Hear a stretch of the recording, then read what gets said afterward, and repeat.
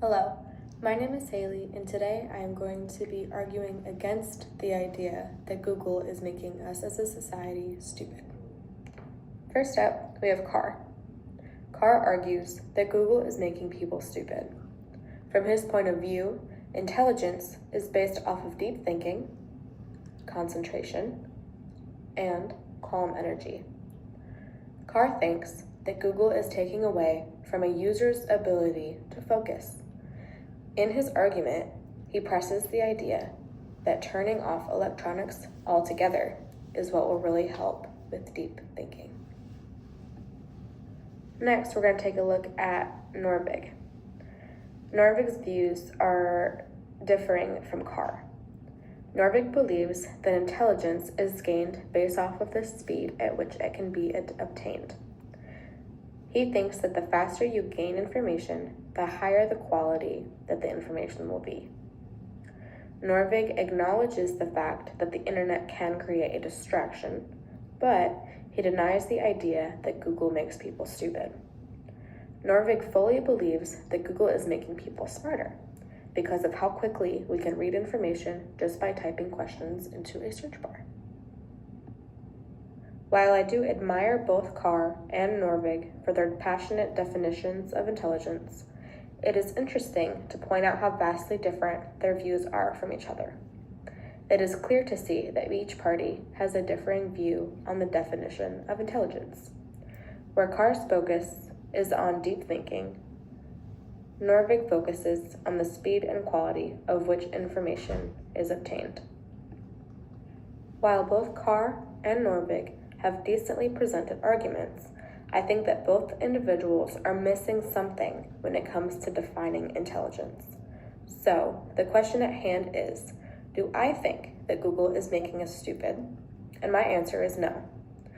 I would argue that Google does not make people stupid, just as failing to read the directions on a board game does not make the game defective.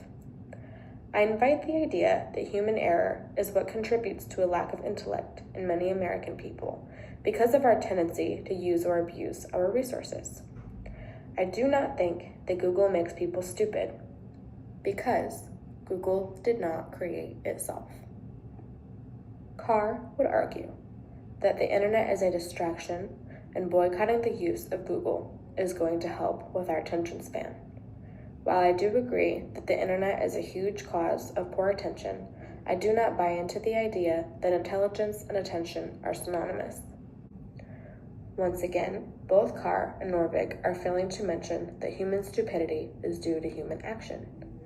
People have a tendency to blame a resource for the gaining or lacking of any given thing. For the sake of this argument, the blame is put on Google for either the retention of intelligence or the lack of intelligence. I would define intelligence as being both deep and logical information as well as the quality of the information that is at hand. What I mean is that we cannot put human intellect into such a small box. I do not accept the idea that the usage of one singular resource, such as Google, has the ability to make or break the human mind. I do not believe that we can give a man-made resource, such as the internet, that kind of power over the human brain when humans are the ones who created it. Sure, some may claim that Google makes us stupid because we do not have to work to obtain information. But I am willing to bet that someone who is genuinely seeking to become a smarter human being would have the wherewithal to use more than one singular resource in order to achieve said goal. It is for this reason that I have used inductive reasoning and general personal experience, assuming that the masses of American society can tell the difference between intelligence and human attention span. In closing, Google does not make us any less or more intelligent based off of its easy usage. The gaining of human intelligence is not solely based off of the usage of Google, nor is the lack of intellect.